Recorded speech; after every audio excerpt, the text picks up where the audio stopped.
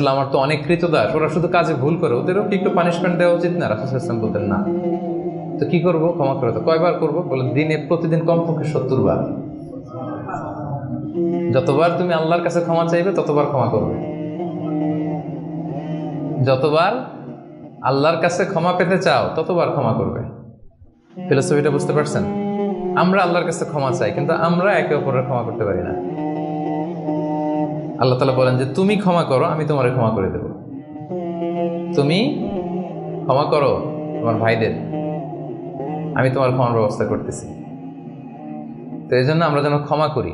রাসূল সাল্লাল্লাহু আলাইহি ওয়াসাল্লাম সবসময় ক্ষমা করে দিতেন, কারোর ব্যাপারে মানে ক্ষোভ রাগ এগুলো কখনোই রাখতেন না। একটা ছোট্ট মজার ঘটনা বলি। আনাস রাদিয়াল্লাহু তাআলা আনহু বর্ণনা করেন যে রাসূল সাল্লাল্লাহু আলাইহি ওয়াসাল্লামের পাশ দিয়ে একবার আমি হাঁটতেছিলাম, ও আলাইহি বুরদুন নাজরানি, নাজরান এলাকা থেকে আনা একটা চাদর রাসূল সাল্লাল্লাহু আলাইহি ওয়াসাল্লামের গায়ে ছিল। রাসূল সাল্লাল্লাহু আলাইহি ওয়াসাল্লাম চাদর পরতেন। গলিদুল হাশিয়া, যে চাদরের মানে ওই যে চাদরের পাশে ডিজাইন করা থাকে না নাকি, এই তো এটা কি বলে বাংলায়, ভালো বাংলায়? নকশা তো ডিজাইনটারে বলে, কিন্তু চাদরের কর্নার পাশটারে কি বলে? পায়ের পার এটা বলে বাংলায়, না শুদ্ধটা কি আমি জানি না। তো এই যে চাদরের পারে বা পাইরে গলিদুল হাশি, এটা খসখসে ডিজাইন ছিল। রাসূল ইসলাম গায়ে চাদর মুড়িয়ে আছেন। তো এক বেদুইন আসছে যার মধ্যে ওইরকম সিভিলাইজেশনের ছোঁয়া লাগে না, সভ্যতার ছোঁয়া লাগে না। সে এসে রাসূল ইসলামের চাদর ধরে টান দিছে, টান দিয়ে বলছে, ইয়া মুহাম্মদ মুরলি মিন মালিল্লাহ আচিনি মিন মালিল্লাহ, বাইতুল মাল থেকে কিছু দাও আমারে। আসছে ভিক্ষা করতে, আয়সা ধরেন আপনাকে ধরে টান দিলে, জামা ছেড়ে ফেললো, কষ্ট দিল, তো এটা কি হয়? কি করবেন আপনি? মায়ের সহজ সিম্পল একেবারে সলিউশন, মায়ের। তো নিশ্চয়ই আমরা রিয়াক্ট করবো, রেগে যাব। বেটা ভিক্ষা যাচ্ছে আমার কাছে আমার পকেট থেকে টাকা নিবে, সে আমার সাথে খারাপ আচরণ করতেছে, তো আমি তো দেওয়ার কথা না সাধারণত, আমি তো রিয়াক্ট করবো। তো রাসূল সাল্লাল্লাহু আলাইহি ওয়াসাল্লাম কি করলেন দেখেন, টান দিলেন, এই জায়গায় দাগ পড়ে গেল। হ্যাঁ, টান যে দিছে একেবারে রাসূল ইসলামের এখানে চামড়া ছিঁড়ে গেছে, দাগ পড়ে গেছে। রাসূল সাল্লাল্লাহু আলাইহি ওয়াসাল্লাম শুধু এভাবে তাকালেন তার দিকে, তাকিয়ে ফাতাবাসসাম, একটা মুচকি হাসি দিলেন, দিয়ে বললেন, যাও দিয়ে দাও, বাইতুল মাল থেকে কিছু অংশ দিয়ে দাও। মানে ও যে কষ্ট দিল, ব্যাড বিহেভিয়ার করলো, ওটা দেখারই সময় নাই আমার। আগে তো দেখবে, তারপরে না রাগ করবে, ফুলে ফেপে উঠবে রাগে, এটা দেখারই সময় নেই রাসূল সাল্লাল্লাহু আলাইহি ওয়াসাল্লামের। রাসূল সাল্লাল্লাহু আলাইহি ওয়াসাল্লাম বুঝছেন যে তার ওই জ্ঞান নাই, সে চিনে নাই যে আমি রাসূলুল্লাহ, তার মধ্যে ওই সেন্স নাই। বলুন দিয়ে দাও, ওকে দিয়ে দাও, চলে গেল সে, তাও মুচকি হাসি উপহার দিলেন। সুবহানাল্লাহ। এই যে পজিটিভ অ্যাটিটিউডের কথা আমরা বলি, অপটিমিস্টিজমের কথা বলি, দেখেন রাসূল সাল্লাল্লাহু আলাইহি ওয়াসাল্লামের জীবন থেকে দেখেন অন্যকে ক্ষমা করে দেওয়ার কি নমুনা তিনি স্থাপন করেছেন। মক্কা বিজয়ের কথা যদি ধরেন, তায়েফের কথা যদি ধরেন, তায়েফে তো তিনি রক্তাক্ত হয়েছেন। তায়েফে যে গেছিলেন রাসূল সাল্লাল্লাহু আলাইহি ওয়াসাল্লামের নিজের কোনো সুবিধা নেওয়ার জন্য নাকি? তায়েফবাসীদেরকে জাহান্নামের আগুন থেকে বাঁচাতে, তাই না? কিন্তু তারা কি করলো? অত্যাচার করলো, পাথর মারলো, রক্তাক্ত করলো। রাসূল সাল্লাল্লাহু আলাইহি ওয়াসাল্লাম তাদেরকেও ইনস্ট্যান্ট ওই জায়গায় ক্ষমা। এমন না যে ভেবে দেখি ক্ষমাটা করবো কি করবো না, কাল পরশু দেখি, ভেবে চিন্তে যদি ভাল লাগে ক্ষমা করে দিলাম, আর না হলে না করলাম, এটা না, ইনস্ট্যান্ট ক্ষমা। মক্কা বিজয়ের দিন কি হলো? ঘর থেকে বিতাড়িত করা হলো, রাসূল সাল্লাল্লাহু আলাইহি ওয়াসাল্লামের উপর শারীরিক নির্যাতন, মেন্টাল প্রেশার, ওনার মেয়েদেরকে তালাক দেওয়া হলো। রাসূল সাল্লাল্লাহু আলাইহি ওয়াসাল্লাম যখন নামাজ পড়তেন উঠে নারী ভুঁড়ি চাপিয়ে দেওয়া হতো, এলাকা থেকে নির্বাসন। কিন্তু অষ্টম হিজরিতে যখন মক্কা বিজয় করে আসলেন তখন কি হলো? ভয়ে সবাই যখন কাঁপছিল, উনি কি বললেন? লা তাসরিবা আলাইকুমুল ইয়াউম, তোমাদের প্রতি কোনো প্রতিশোধ আমার নেই। ইয়াগফিরুল্লাহু লাকুম ওয়া হুয়া আরহামুর রাহিমিন, আল্লাহ তোমাদের ক্ষমা করুক, তিনি মেহেরবান। ইযহাবু ফানতুমুত তালাকা, চলে যাও, ক্ষমা করে দিলাম আমি। জীবনের পরতে পরতে রাসূল সাল্লাল্লাহু আলাইহি ওয়াসাল্লামের আপনি বায়োগ্রাফি দেখলে দেখবেন পরতে পরতে একটা মানুষের ক্ষমা করার জন্য যেন মুখিয়ে থাকতেন তিনি, কখন ক্ষমা করবেন। তো এটা আপনি মানুষকে ক্ষমা করতে শিখেন, আপনি সুখে থাকবেন, আপনি সুখী হবেন। You will be happy at the end, শেষে অবশেষে আপনারই বিজয় হবে, আপনি সুখী হবেন, আপনি হ্যাপি হবেন। তো এটা হচ্ছে 2 নাম্বার পয়েন্ট, দ্য কি টু অ্যাটেইন হ্যাপিনেস। 2 নাম্বার কি? ক্ষমা করা, ফরগিভনেস। তাহলে কয়টা বললাম? প্রথমটা কি ছিল? সিম্পলিসিটি, জটিল করে লাভ নাই, লাইফটাকে সিম্পলি লিড করেন। 2 নাম্বার কি? ক্ষমা করবেন।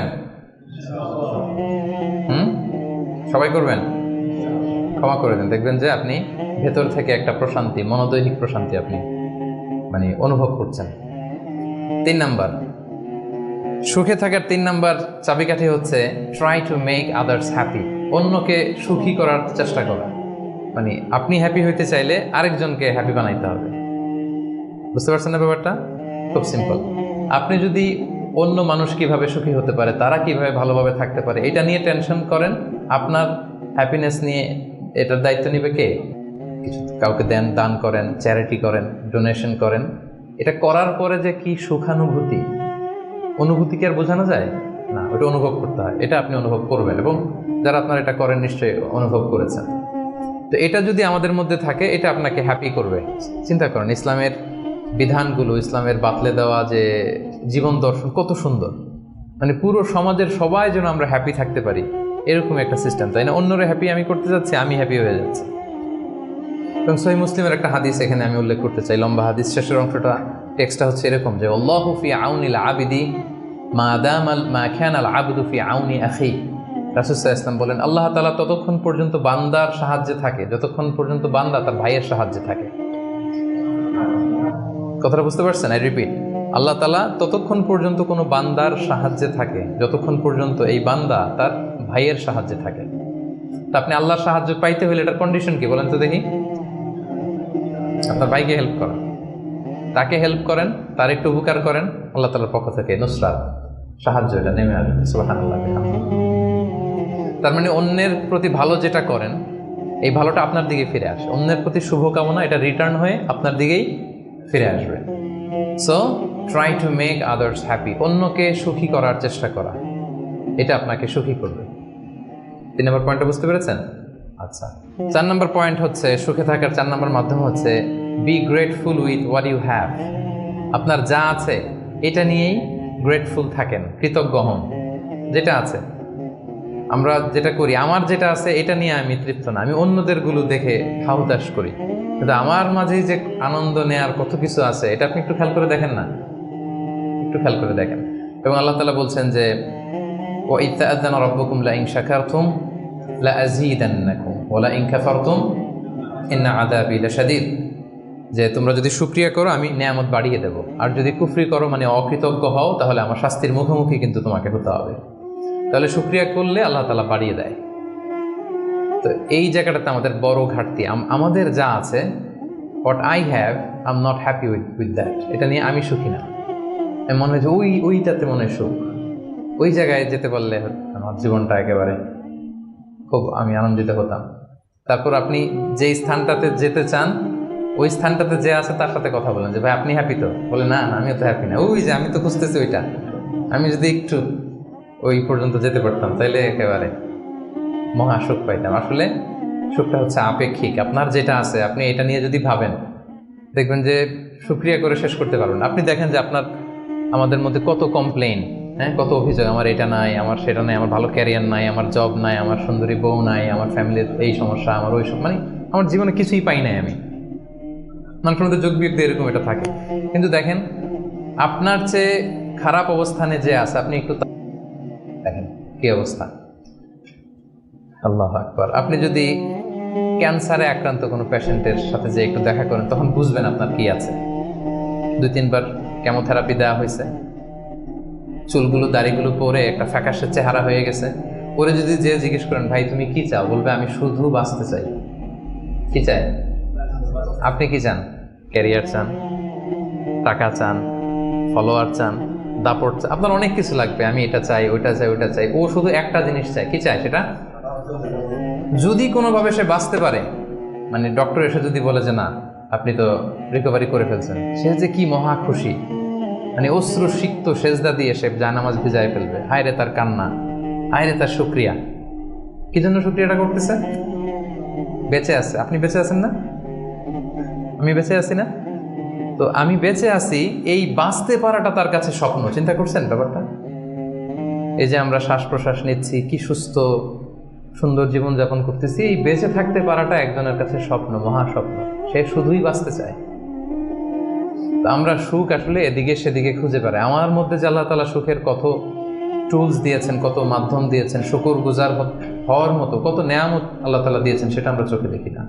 আপনি যদি একটু খেয়াল করেন কি নেয়ামত দিয়েছে আল্লাহ তাআলা, আপনি অবশ্যই শুকরগুজার হতে পারবেন। অনেক কিছু আল্লাহ আপনারা দিয়েছে যেটা অন্য কাউকে দেয় নাই। অনেক কিছু আপনার মধ্যে আছে। তো এগুলোর জন্য আমাদের মানে গ্র্যাটিটিউড শো করতে হবে আল্লাহ তাআলার কাছে, যে আল্লাহ শুকর, আলহামদুলিল্লাহ, তুমি অনেক ভালো রেখেছো, অনেক ভালো আছে, আলহামদুলিল্লাহ। এই শুকরিয়া করার মেন্টালিটি যদি ডেভেলপ করেন, দেখবেন যে আপনি মহাসুখী।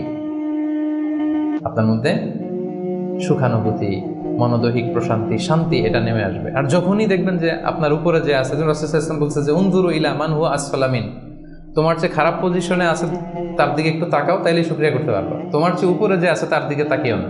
এটা এমন না যে আপনি নিজেকে ডেভেলপ করার চেষ্টা করবেন না, করবেন, কিন্তু আপনি ওর দিকে তাকায় আমার এটা হলো না, আমি পারলাম না, এটা আসবে। কিন্তু আপনি যদি নিচের দিকে তাকান, তাহলে বুঝবেন যে আল্লাহ তাআলা আপনাকে কত ভালো রেখেছে। তো এই জন্য সুখী হওয়ার 4 নম্বর মাধ্যম হচ্ছে be grateful with what you have. যা আমার আছে এটা নিয়ে যেন আমি শুকরগুজার হই। আমি যেন বেশি বেশি পড়ি আলহামদুলিল্লাহ। বেশি বেশি কি পড়বেন? পড়তে পারবেন তো? নাকি আলহামদুলিল্লাহ বলার মতো জীবনে কিছুই ঘটে নাই আপনার? হ্যাঁ, এরকম কেউ আছে যে না আমি কি নিয়ে আলহামদুলিল্লাহ বলি, আমার তো আলহামদুলিল্লাহ বলার মতো এরকম কিছুই খুঁজে পাচ্ছি না। এরকম কেউ আছেন? হ্যাঁ, না, আলহামদুলিল্লাহ বলার মতো অনেক কিছু আল্লাহ তাআলা দিয়েছে। খুঁজে দেখেন, সুখে থাকবার মতো, আলহামদুলিল্লাহ বলার মতো অনেক কিছু আমাদের জীবনে আছে প্রিয় ভাইরা। তো 4টা গেল। 5 নাম্বার আমরা চলে যাই এবার। 5 নাম্বার হচ্ছে অনেকটা কাছাকাছি আগেরটার, অ্যাভয়েডিং কম্প্যারিজনস, তুলনা না করা।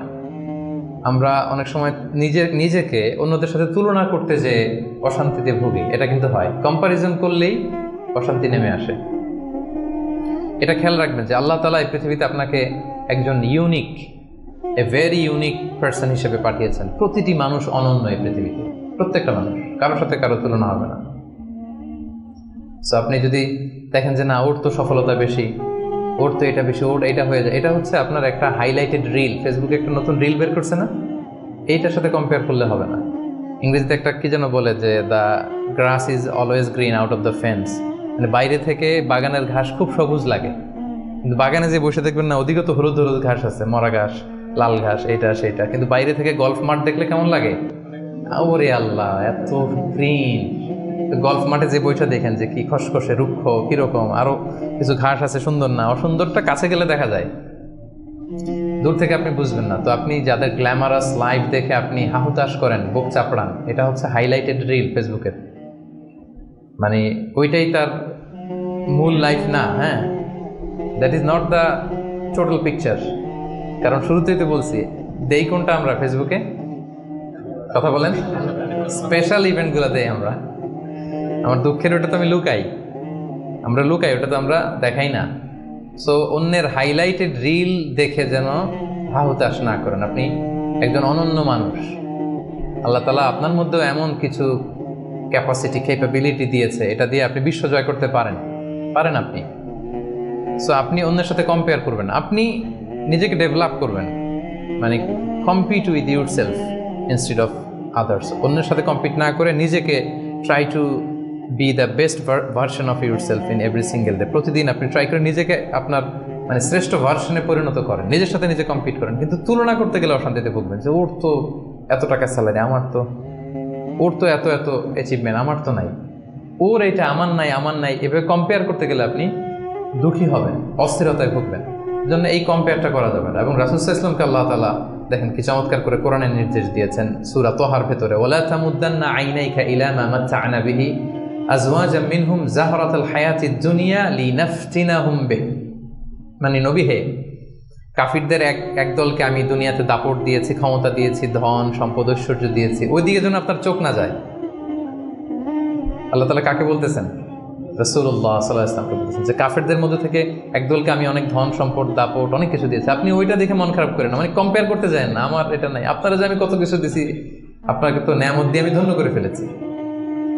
তো রাসূল সাল্লাল্লাহু আলাইহি ওয়াসাল্লামকে আল্লাহ তাআলা এই নির্দেশনা দিয়েছেন। আরেকটা আয়াত শোনাই, সূরাতুল গাফিরে বলছেন, সূরাতুল মুমিন যেটা, ফালা ইয়াগরুরকা তাকাল্লুবুহুম ফিল বিলাদ। নবী হে, কাফিররা এই দুনিয়াতে বড় বড় সফর করে, বিশাল ক্যারাভান নিয়ে যায়, অনেক লাভ করে নিয়ে আসে, এটা সেটা, তাদের জীবনের এই চাকচিক্য দেখে, এটা দেখে এটা যেন আপনাকে ধোকায় না ফেলে দেয়।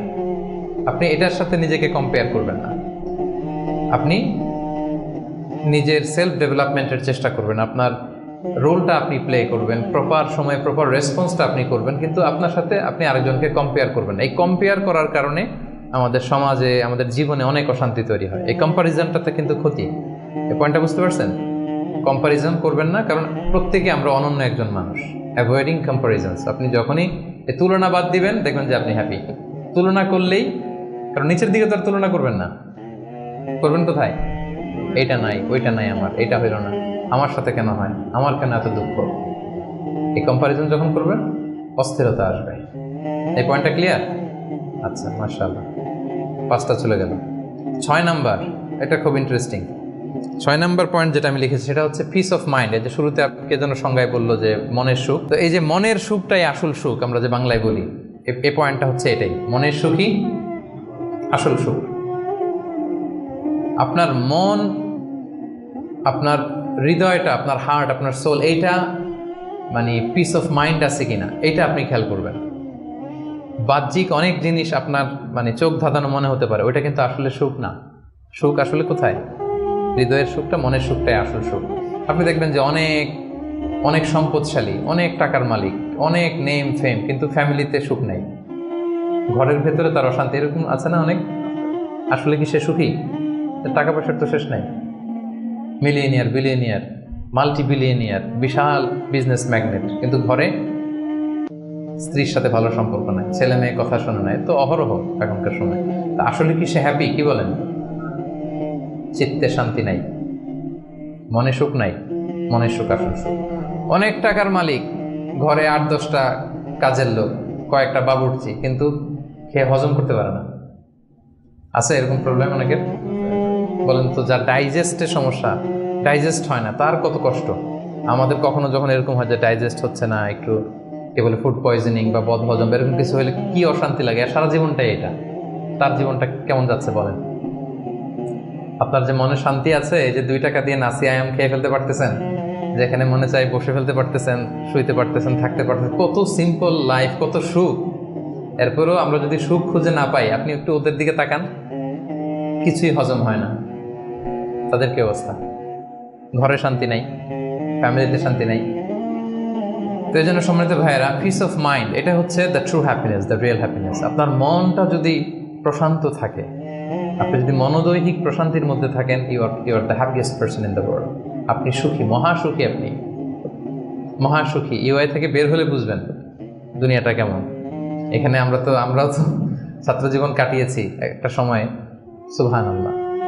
পারিবারিক জীবনে যাবেন, ক্যারিয়ার লাইফে যাবেন, বিজনেসে যাবেন, ব্যবসা যাবেন, দিনকে দিন জটিলতার মধ্যে আপনি আসবেন। এখন যে কত হ্যাপি লাইফ লিড করতেছেন, আপনি কল্পনা করতে পারবেন না।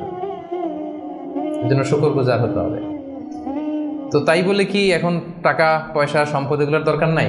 বাড়ি ঘর বাবুর্চি এগুলো দরকার নাই, যেগুলো বলতেছিলাম না? দরকার আছে। আমি বুঝাতে চাচ্ছি যে ওগুলোই আসল সুখের সন্ধান দেয় না। আসল সুখ কিসের সুখ? মনের সুখ। সবাই বলেন, আসল সুখ মনের সুখ। পার্থিব জীবনের এই ব্যাপারগুলো যে লাগে, এটাও ইসলাম বলে। যেমন রাসূল সাল্লাল্লাহু আলাইহি ওয়াসাল্লাম একটা চমৎকার হাদিস, সহিহ হাদিস, এটা আমি একটু করে শেয়ার করি। রাসূল সাল্লাল্লাহু আলাইহি ওয়াসাল্লাম বলেছেন যে আরবাউম মিনাস সাআদা, 4টা হচ্ছে মানে সুখী হওয়ার মাধ্যম বা সৌভাগ্যশীল হওয়ার মাধ্যম। যার 4টা আছে সে সাঈদ, আর যার 4টা নাই সে শাকী।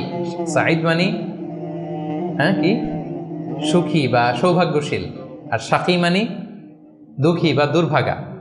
তো সুখী কারা বা সৌভাগ্যশীল কারা? রাসূল সাল্লাল্লাহু আলাইহি ওয়াসাল্লাম পার্থিব জিনিস যে লাগে, এটা যে ইসলাম ডিনাই করে না, তার প্রমাণ রাসূল সাল্লাল্লাহু আলাইহি ওয়াসাল্লাম বলছেন যে আরবাউন মিনাস সাআদা, 4টা জিনিস মানুষের সুখ নিশ্চিত করে, সুখ এনে দেয় পার্থিব জগতে, দুনিয়াবি হাইসিয়াতে আর কি। 1 নম্বর হচ্ছে আল মারআতুস সালিহা, নেককার স্ত্রী। এটা কিন্তু আপনার জীবনকে সুখময় করার একটা বড় মাধ্যম। 2 নম্বর হচ্ছে আল মাসকানুল ওয়াসিআ, প্রশস্ত বাসভবন। কি বলেন? খুব যদি চিপা চাপা হয়, এটা তো ওখানে চলাফেরা করে মজা হবে না, স্বাভাবিক। কিন্তু যদি একটা চমৎকার বাসভবন হয়, অনেক স্পেশাস, এটা আসলেই সুখ স্বাচ্ছন্দ্যের একটা ব্যাপার, মানে দুনিয়াবি দিক থেকে। 3 নম্বর হচ্ছে ওয়াল জারুস সালিহ, ভালো প্রতিবেশী, গুড নেইবার। কি বলেন? আরবিতে কি বলে? উতলুবুল জার ক্বাবলাদ দার, বাড়ি কেনার আগে আগে প্রতিবেশী দেখে নাও, আরবি ভাষার একটা প্রবাদ। আর 4 নম্বর হচ্ছে ওয়াল মারকাবুল হানি, মানে হচ্ছে লিটারালি হচ্ছে সুইট রাইডিং, ভালো একটা আরোহণ, এটা বর্তমানে গাড়ি হইতে পারে, একটা সুন্দর চমৎকার গাড়ি, ভালো ব্র্যান্ডের গাড়ি, মার্সিডিজ না হইতে পারে। তারপর রাসূল সাল্লাল্লাহু আলাইহি ওয়াসাল্লাম টেস্টিফাই করছে আপনার এটা নেগেটিভলি নেওয়ার সুযোগ নাই। হ্যাঁ, এটা দুনিয়াবী দিক থেকে তো অবশ্যই একটা সুখের মাধ্যম, মার্সিডিজ ব্র্যান্ড হতে পারে। অথবা রাসূল সাল্লাল্লাহু আলাইহি ওয়াসাল্লামের সময় ছিল যে কোনো আরোহণ, ভালো ঘোড়া, তেজস্বী ঘোড়া, উট, হ্যাঁ এগুলো। তাহলে এই চারটা হচ্ছে আরবাউম মিনাস সাআদা, এই চারটা জিনিস পার্থিব জগতের সুখ এনে দেয়, মানুষকে সৌভাগ্যশীল বানায়। তার মানে ইসলাম এটা নিষেধ করে নাই। কিন্তু দ্য পয়েন্ট ইজ হেয়ার, রাসূল সাল্লাল্লাহু আলাইহি ওয়াসাল্লামের জীবনে কয়টা ছিল বলেন? এই চারটার মধ্যে থেকে রাসূল সাল্লাল্লাহু আলাইহি ওয়াসাল্লামের জীবনে আসলে কয়টা ছিল? শুধু এক নম্বরটাই ছিল। যদি আপনি মানে একেবারে সঠিকভাবে চিন্তা করে দেখেন, এই চারটা জিনিস থাকলে যে জীবনটা খুব স্মুথ হয়, রাসূল সাল্লাল্লাহু আলাইহি ওয়াসাল্লাম বলছেন কথা ঠিক, কিন্তু ওনার কয়টা ছিল? একটাই ভালো মতো ছিল, সেটা কি? নেককার স্ত্রী, আল মারআতুস সালিহা, এটা ছিল। 2 নম্বরে আসেন আল মাসকানুল ওয়াসি, তো মোটেও ছিল না। রাসূল সাল্লাল্লাহু আলাইহি ওয়াসাল্লামের ঘরের সাইজ জানেন তো না? এখন মক্কা মদিনায় গেলে বিভিন্ন মাআরেদ হয়, ওখানে দেখা যায় যে কত মিটার বাই কত মিটার, খুবই ছোট একটা রুম। আম্মা জান আয়েশা রাদিয়াল্লাহু তাআলা আনহার ঘরের সাইজটা যদি বলি, খুবই ছোট। এই অল্প কিছু জিনিস রাখতে পারে, একটা জাজিম রাখতে পারে, কয়েকটা জিনিস ঝুলায় রাখতে পারে, আর দুইজন থাকতে পারে কোনো রকম। এটা ছিল ওনার বাসভবন। এটা কি আল মাসকানুল ওয়াসি হইছে? পান নাই উনি এটা। তারপর একটা আসেন ওয়াল জারুস সালেহ, ভালো প্রতিবেশী পাইছেন, কাছাকাছি ধরলে পাইছেন, পাশে ফাতেমার ঘর, দিকে স্ত্রীদের ঘর। কিন্তু আপনি যদি বিগার সেন্সে চিন্তা করেন, কারা থাকতো আশেপাশে? এদিকে তো না, আবুল আহাব তো মক্কার কথা, লেটসে মদিনার কথাই যদি আমরা বলি, আপনার কারা থাকতো? মুনাফিকদের একটা দল তো থাকতোই, আর 3 দিকে জিউস, ইহুদিরা, বনু খাইনুকা, বনু নাদির, বনু কুরাইযা। এরা কি করছে রাসূল সাল্লাল্লাহু আলাইহি ওয়াসাল্লামের সাথে? মানে ট্রেচারির যত ধরন হইতে পারে, বিট্রে করার যত ওয়ে হতে পারে, সবগুলো করেছে। একটা রাত শান্তিতে ঘুমাইতে পারে না এদের কারণে। এটা কবে পর্যন্ত? 5ম হিজরির আগ পর্যন্ত ঘুমাতে পারে নাই। বনু ওই কুরাইজাকে যখন করলেন, এক্সাইল করলেন, তারপর থেকে অনেকটা এই জিউসদের ঝামেলা থেকে উনি মুক্ত হয়েছেন। তাহলে চিন্তা করেন, এটাও ছিল না। এরপর 4 নম্বরে যদি আসেন আল মারকাবাল হানি, ভালো যানবাহন বা ঘোড়া, এগুলো ছিল। অ্যাভারেজ ধরতে পারেন যেগুলো ছিল, কসওয়া, আদবা যা ছিল এগুলো অ্যাভারেজ টাইপের। তার মানে রাসূল সাল্লাল্লাহু আলাইহি ওয়াসাল্লামের কিন্তু এগুলো ছিল না। এটা প্রমাণ করে যে এগুলো হইলে জীবন স্মুথ হয়, সুন্দর হয়, বাট এগুলোই সুখ শান্তি দেওয়ার আসল টুলস না। আসল সুখ বলেন না একটু সবাই, আসল সুখ মনের সুখ। এটা খেয়াল রাখতে হবে। এটা আমি কোত্থেকে নিয়েছি? এটা হাদিস থেকে নিয়েছি। এই যে রাসূল সাল্লাল্লাহু আলাইহি ওয়াসাল্লাম বলছে যে লাইসাল গিনা আন কাসরাতিল আরাব, অনেক সম্পদ থাকলে এটাই অন্তরের মজা, শান্তি, প্রাচুর্যতা না। ওয়ালাকিন্নাল গিনা গিনান নাফস, মূল সুখ হচ্ছে অন্তরের সুখ, মূল ধনাঢ্যতা হচ্ছে অন্তরের ধনাঢ্যতা। আপনার অন্তর হ্যাপি তো সব হ্যাপি। আপনি না খেয়ে, সামান্য খেয়েও, আপনি ছোট্ট ঘরের ভিতরে আপনি সুখ আর সুখ, এরকম ফ্যামিলি আছে না? আপনারা কি মনে করেন যে রিক্সাওয়ালার যে বস্তির ভেতরে কুড়ে ঘরে কোনো সুখ নাই? কথা বলেন, আছে না? আছে। এদেরকেও আল্লাহ সুখের সন্ধান দিয়েছেন। তো নট নেসেসারি যে আপনার টাকা পয়সা এগুলো হইলেই সুখ হবে না। আরেকটা হাদিস আমি ইবনে মাজাহ থেকে একটু শোনাই, খুব চমৎকার হাদিস। হাদিসটা সুনান ইবনে মাজাহ এসেছে, মান কানাতিদ দুনিয়া হাম্মাহু ফারাখাল্লাহু আলাইহি আমরাহু ওয়া জাআলা ফাকরাহু বাইনা আইনাই। লম্বা হাদিস, আমি অর্থটা বলি। হাদিসটা একটু খেয়াল করেন আমার সাথে। রাসূল সাল্লাল্লাহু আলাইহি ওয়াসাল্লাম বলেছেন, পার্থিব চিন্তা যাকে মোহগ্রস্ত করবে, মানে যে দুনিয়া নিয়ে পেরেশান, তার কি হবে দেখেন? তার কাজকর্মে আল্লাহ তাআলা অস্থিরতা ঢেলে দিবেন, সে অস্থির হবে। দারিদ্রতা হবে তার নিত্যসঙ্গী, এবং এই পার্থিব স্বার্থ সে ততটুকুই পাবে যতটুকু তার তাকদিরে লেখা আছে, এর বেশি পাবে? অস্থির যদি হন, আপনি পেরেশান হন, যত পেরেশান হন, আপনার তাকদিরে যা লেখা তার চেয়ে 1 ইঞ্চিও বেশি পাওয়া যাবে নাকি? যাবে। আর যার উদ্দেশ্য হবে আখিরাত, আল্লাহ তার সব কিছু স্মুথ করে দিবেন, সুবহানাল্লাহ। তার অন্তরকে আল্লাহ তাআলা ঐশ্বর্যমণ্ডিত করে দিবেন। এই যেটা বলতেছিলাম যে ফাইনাল গিনা গিনান নাফস, অন্তরের সুখ, হৃদয়ের সুখী আসল সুখ, অন্তরের সুখী আসল সুখ। এবং দুনিয়া স্বয়ং তার সামনে এসে হাজির হবে। যার চিন্তা হচ্ছে আখিরাত নিয়ে, দুনিয়া আপনাতে এসে ধরা দিবে। তো এই জন্য হৃদয়ের সুখটা, এটা যে আসল সুখ, এটা যেন আমরা ফিল করি, এটা এনশিওর করার ট্রাই করতে হবে। আপনি এইটা না করে অন্যদিকে যদি বেশি ছুটেন, আপনার অস্থিরতা কমবে না, এটা আপনাকে দুঃখী বানাবে, অসুখী বানাবে, অস্থির বানাবে, আপনার সুখ কেড়ে নেবে জীবন থেকে। তাহলে এই যে হৃদয়ের সুখ, আসল সুখ, হ্যাঁ, piece of mind is the real happiness. 6 নম্বরটা বুঝতে পারছেন প্রিয় ভাইরা? বুঝতে পারছেন সবাই? আচ্ছা, এবার চলে যায় 7 নম্বরে। 7 নম্বর পয়েন্ট হচ্ছে এক্সপেক্ট লেস। এক্সপেকটেশন যেন লেস থাকে, তাইলে হ্যাপি হবেন। অনেক এক্সপেকটেশন পান নাই কিছু, এই তো দুঃখ শুরু। স্বামী স্ত্রীর কাছে অনেক এক্সপেকটেশন, পায় না এখন কিছু, দুঃখ বাড়তেছে। স্ত্রীর স্বামীর কাছ থেকে অনেক এক্সপেকটেশন, যখন হয় না ফুলফিল, কষ্ট পায়। বন্ধু বন্ধুর কাছে এক্সপেকটেশন অনেক বেশি, বাবা ছেলের কাছে এক্সপেকটেশন অনেক বেশি, সুপারভাইজার ছাত্রের কাছে এক্সপেকটেশন, ছাত্রের সুপারভাইজারের প্রতি। এই যে এটা তো বাস্তবতা, তাই না? যখন আপনি হাই এক্সপেকটেশন নিয়ে থাকবেন কিন্তু আউটকাম এরকম পাচ্ছেন না, তো কি হ্যাপি না আনহ্যাপি? বলেন হ্যাপি না আনহ্যাপি? কিন্তু এক্সপেকটেশন খুব একটা আপনি বেশি করেন নাই, এরপরে আপনি যদি বেশি পান কেমন লাগবে? ভালো লাগবে না? আমার এক্সপেকটেশন নেই, একটা হইলেই হইলো, এরপরে দেখি মাশাআল্লাহ শুধু আসতেছে আসতেছে, কেমন লাগবে? ভালো লাগবে? হ্যাঁ, এই জন্য এক্সপেক্ট লেস। এক্সপেক্ট লেস মানে I am not talking about the goal. Goal should be higher and bigger. Goal বড় হবে, কিন্তু আপনার এক্সপেকটেশন যেন অনেক বড় না হয়। আপনার জীবনের গোল থাকবে বড়, কিন্তু আপনি যদি অনেক এক্সপেক্ট করেন জীবনের প্রতিটি ক্ষেত্রে, যখন ওই এক্সপেকটেশন ফুলফিল করবে না আপনি কষ্ট পাবেন।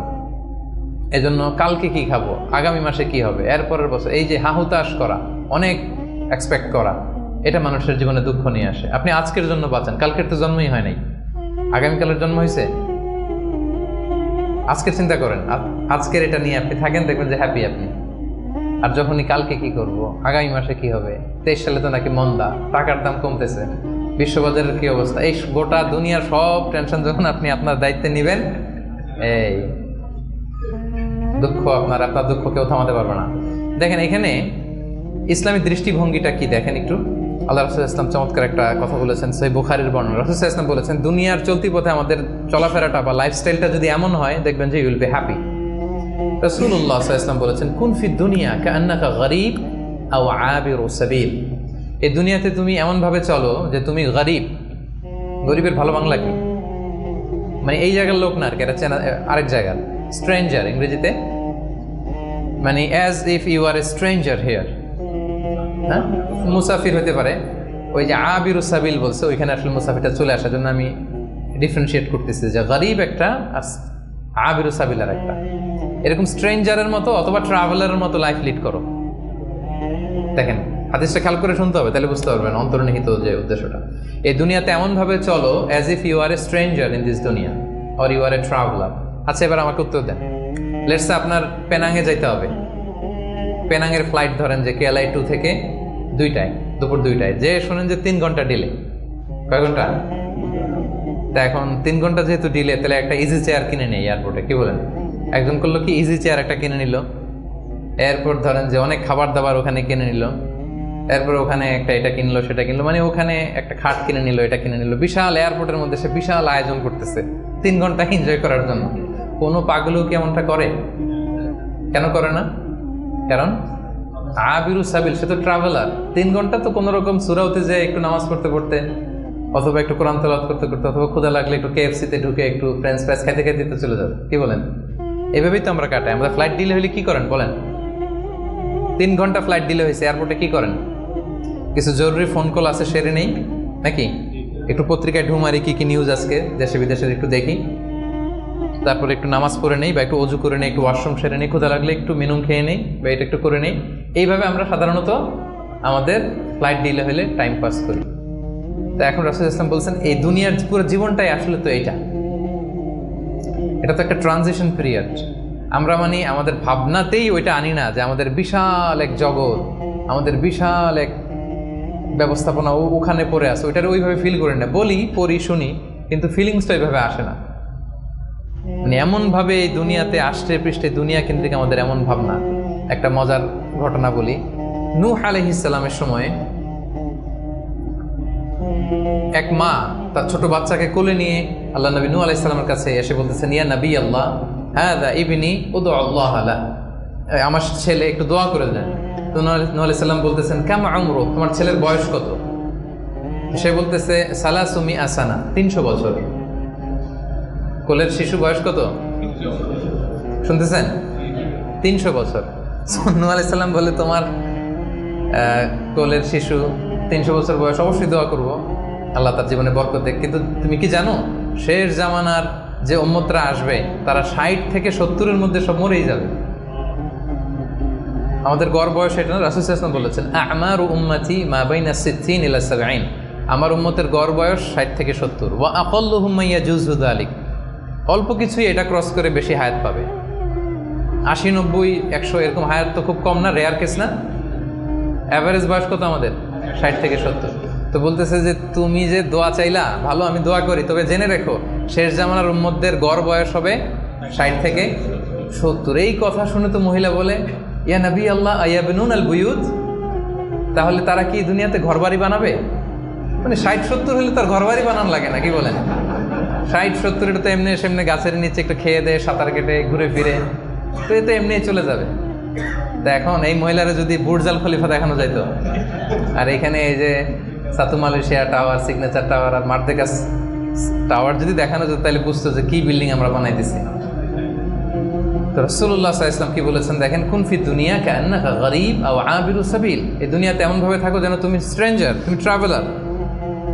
এবং ইবনু আমর রাদিয়াল্লাহু তাআলা আনহু বলতেন, ইদা আমসাইতা ফালা তানতাযিরিস সাবাহ, এখন রাত তো, কালকে সকাল যে পাবা এটা নিয়ে বসে থেকো না, আশা করো না এত বেশি। পাইলে বোনাস, পাইলে কি সকাল পেয়ে গেছি, রাতের অপেক্ষা করো না। ওয়া ইদা আসবাহতা ফালা তানতাযিরিল মাসা, সকাল পাইছো তো রাতের জন্য বসে থাকো না, যদি পাও রাতটা তাহলে বোনাস, খুশি লাগবে। বোনাস পেলে কেমন লাগে?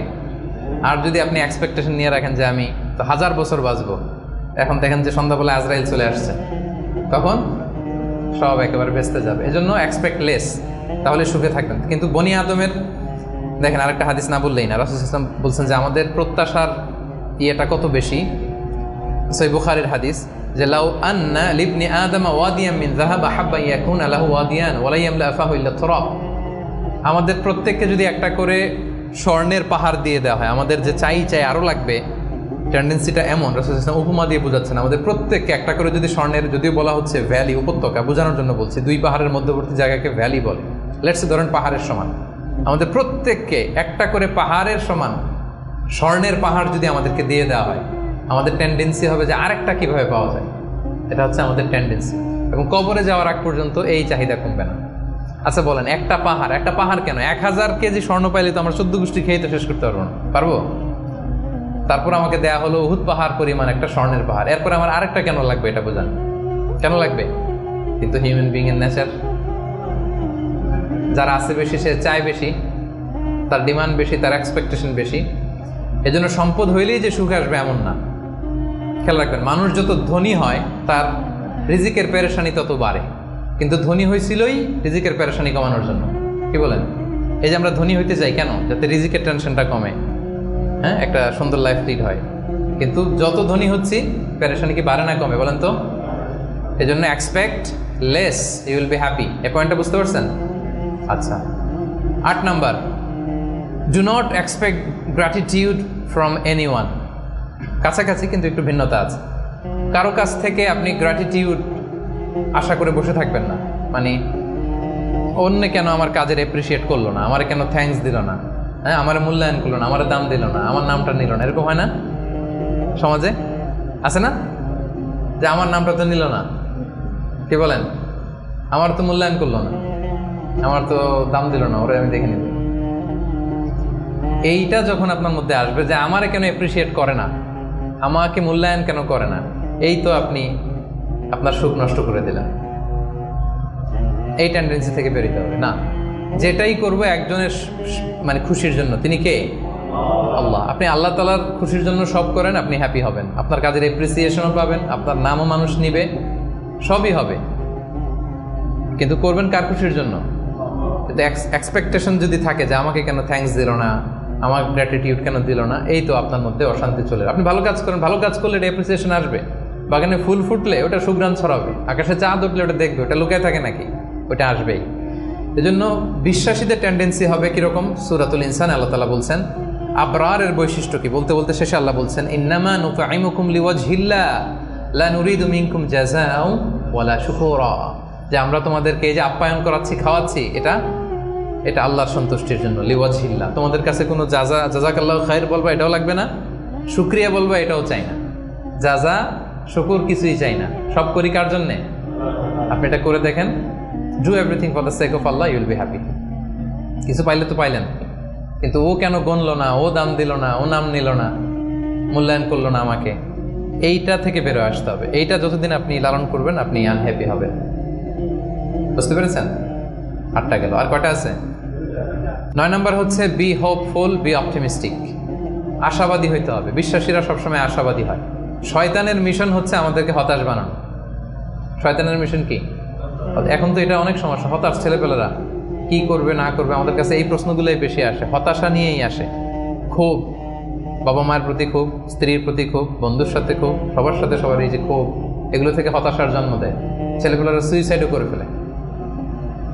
মানে সুইসাইডের টেন্ডেন্সি আগে তো এত ছিল না, এখন মানুষ এটা নিয়ে ভাবে যে কি সুইসাইড করে ফেলবো নাকি। প্রত্যেকের এরকম একটা ভাবনা, যার পিছনে না পারলে একটা রাস্তা তো আছেই, সুইসাইড করে ফেলি। কি পরিমাণে হতাশ হলে জাতিগতভাবে মানুষ এতটা দৈন্যতার ভেতরে যায়। তো বিশ্বাসীরা কখনো হতাশ হয় না প্রিয় ভাইরা, হতাশ নিজেকে হতে দিবেনই না। চলে যান লাঙ্কাবি, ঘুরে আসেন। চলে যান কেএলসিসি, ঘুরে আসেন। ওই যে ওয়াটার ডান্সিং আসে না, দেখে আসেন একদিন সন্ধ্যা। যেটা ভালো লাগে ওটা করেন, হতাশ হইতে দিবেন না মনকে। পারা যাবে না। হতাশ হলেই বিপদ। হতাশা থেকেই সবকিছুর, সব ঝামেলার জন্ম। এবং শয়তানের বড় মিশন হচ্ছে বিশ্বাসীদেরকে হতাশ বানানো। আর এই কোরআনের মিশন হচ্ছে আমাদেরকে আশাবাদী বানানো। এটা আশা জাগা নিয়ে একটা বই, আপনি পড়ে দেখেন, এই কোরআনের কথা শুনে দেখেন, শুধু আশা আর আশা, মানে হতাশ হইতেই দিবে না, শুধু মানে এনার্জি আপনার অপটিমিস্টিক বানাইই ছাড়বে। আপনি কোরআনের কয়েকটা আয়াতকে আমি রেফার করি। লা তাহজান ইন্নাল্লাহ মা'ানা, লা তাহজান, never be sad, never be frustrated, Allah is with us, Allah আমাদের সাথে আছে। আবু বকর রাদিয়াল্লাহু তাআলা আনহু সেই গারে সাউরে তিনি ভয় পাচ্ছিলেন, উদ্বিগ্ন। রাসূলুল্লাহ সাল্লাল্লাহু আলাইহি ওয়াসাল্লাম বললেন, ভয় নাই, আমাদের সাথে কে আছে? আমরা গুহার ভিতরে 2 জন না, এখানে 3 জন, তুমি আমি 2 জন, আরেকজন কে? আল্লাহ। দেখছেন আমাদের পাওয়ারের জায়গাটা কোথায়? সবসময় এটা ফিল করবেন যে আল্লাহ আমার সাথে আছে, আল্লাহ আমার একা ছেড়ে দেয় নাই, উনি আমার বড় গার্ডিয়ান। এরপরে সূরা ইউসুফ আল্লাহ বলেছেন, লা তাইয়াসু মির রাহিল্লাহ, আল্লাহর রহমত থেকে নিরাশ হবে না। ইন্নাহু লা ইয়াইয়াসু মির রাহিল্লাহি ইল্লাল কওমুল কাফিরুন, কাফেররা ছাড়া কেউ আল্লাহর রহমত থেকে নিরাশ হয় না। কুল ইয়া ইবাদিয়াল্লাযিনা আসরাফু আলা আনফুসিহিম লা তাকুনাতু মির রাহমাতিল্লাহ, আল্লাহর রহমত থেকে নিরাশ হয়ো না। ইন্নাল্লাহা ইয়াগফিরুদ যুনুবা জামিআ, আল্লাহ তুমি চোখের পানি ছেড়ে অশ্রুসিক্ত হৃদয় নিয়ে আল্লাহর কাছে চাও, আল্লাহ তোমাকে ক্ষমা করে দেবেন। তিনি তো ক্ষমা করার জন্য বসে আছেন। এভাবে আপনি দেখবেন যে আপনার যে কোনো মোমেন্টে আল্লাহর দরজা খোলা 24/7। সূরাতুল ইনশিরায় আল্লাহ বলছেন, ইন্নামা আল উসরি ইউসরা, কষ্টের পরেই কি আছে? স্বস্তি, সুখ। সুখের কথা শুনলে এনার্জি আসতেছে না? যে এখন কষ্ট যাচ্ছে আমার, কিছুদিন পরে কি আসতেছে? সুখ আসতেছে। এটাই নিয়ম। ওয়ালা তাহিনু ওয়ালা তাহজানু ওয়া আনতুমুল আ'লাউনা ইন কুনতুম মুমিনিন, আপনি বিপদে আছেন, আপনি অপ্রেসড, আল্লাহ বলতেছে চিন্তা নাই, টেনশন নাই, তুমি যদি মুমিন হও, বিশ্বাসী হও, বিজয় তোমার হবে। বিজয় একদিন তোমার হবেই হবে। তো এই যে কোরআন আমাদেরকে এইভাবে মোটিভেশন দেয়, আমাদেরকে হোপফুল থাকতে বলে, অপটিমিস্টিক থাকতে বলে। এবং আপনি যদি খেয়াল করেন যে আমাদের হতাশ হওয়ার কোনো সুযোগ নাই, তো আমাদের, আপনি সুখে আছেন তো আপনি শুকরগুজার হবেন। আমরা সুখ আসলে, বুশরা, সাকসেস আসলে আমরা কি করি? আলহামদুলিল্লাহ। তাহলে শুকুর, আল্লাহ শুকুর করলাম, শুকুর করলে সওয়াব আছে না? আচ্ছা, এখন আমার বিপদ আসছে, পরীক্ষা, দুর্ঘটনায় পড়ছি, তখন আমরা সবর করব। কি করব? সবর একটা ইবাদত না? সওয়াব আছে না? তাহলে আমাদের মুমিনদের পুরো জিন্দেগিতে এই 2টা ইবাদত ছাড়া কোনো একটা মুহূর্ত কাটে? আমার সারা জীবন হয় আমি শুকরে আছি, নয় সবরে আছি। কি বলেন? কন্টিনিউয়াস এই 2টা ইবাদত কিন্তু মুমিনের জীবনে চলমান। আর এই 2টা ইবাদতের কারণে কন্টিনিউয়াস আপনি সওয়াব পেতেই থাকবেন, পেতেই থাকবেন। আপনি শুকর গুজার অবস্থায় আছেন, শুকরের সওয়াব আমল নামে উঠতেছে। বিপদে পড়ছেন, হসপিটালে আছেন, অসুস্থ, কি করতেছেন তখন? সবর, সবরের সওয়াব আমল নামে উঠতেছে কন্টিনিউয়াস। তো এই যে আমি কন্টিনিউয়াস সওয়াব পেয়ে যাচ্ছি, এটা কি আপনার মনে আশা জাগায় না? কি বলেন? এমন কি রাসূল সাল্লাল্লাহু আলাইহি ওয়াসাল্লাম বলেছেন, হাত্তা শাওকাতি ইউশাকুহা ইল্লা কাফারাল্লাহু বিহা মিন খাতায়া, তোমার জীবনের দুঃখ, কষ্ট, জ্বালা, যন্ত্রণায় প্রতিটা কষ্টের মধ্য দিয়ে আল্লাহ তোমার গুনাহ মাফ করে দেয়। আপনার জ্বর হয়েছে, গুনাহ মাফ। দুর্ঘটনা হয়েছে, গুনাহ মাফ। পিছলে মাটিতে পড়ে গেছেন, পা ভেঙে গেছে, গুনাহ মাফ। এমনকি বড়ই গাছে উঠছেন বড়ই খাওয়ার জন্য, বড়ই একটা টান দিচ্ছেন, দিকে কাঁটা ঢুকে গেছে, ইস ব্যথা, এই যে ইস বলে কষ্ট পাইছেন, আল্লাহ বলছে এই কষ্টের কারণে গুনাহ মাফ করে দিলাম। আশা জাগে, আশা। আপনি হতাশা পান কই এবার আমারে বলেন? আপনি কোন ডিকশনারিতে হতাশা খোঁজেন? হতাশার তো কোনো সুযোগই নাই আমাদের। আমাদের পুরো জীবনটা হচ্ছে আশা দিয়ে ভরা, শুধু আশা আর আশা। এই যে আমরা এই পৃথিবী থেকে বিদায় নিব, আমরা মারা যাব, এটা আপনার হতাশ লাগে, কষ্ট লাগে? আরে এটাই তো আসল আসার জায়গা। দেখেন এই দুনিয়ার কষ্টটা আমি আপনারা বুঝাই। কিছুদিন আগে আব্বা মারা গেল, ধরেন, এই যে কষ্ট। এরপরে গেল আম্মা, আহারে কষ্ট। এরপর বউ মারা গেল, আরে কষ্ট। এই দেখেন কষ্ট, অন্যান্য কষ্ট বাদ দিলাম, আমার প্রিয়জনরা যে আমার থেকে বিদায় নিচ্ছে একটার পর একটা, আমার তো ক্ষতবিক্ষত হচ্ছে না হৃদয়? আমি কষ্ট পেতে পেতে আপনি কত কষ্ট পাবেন? ওইখানে এই কষ্ট আছে আপনার?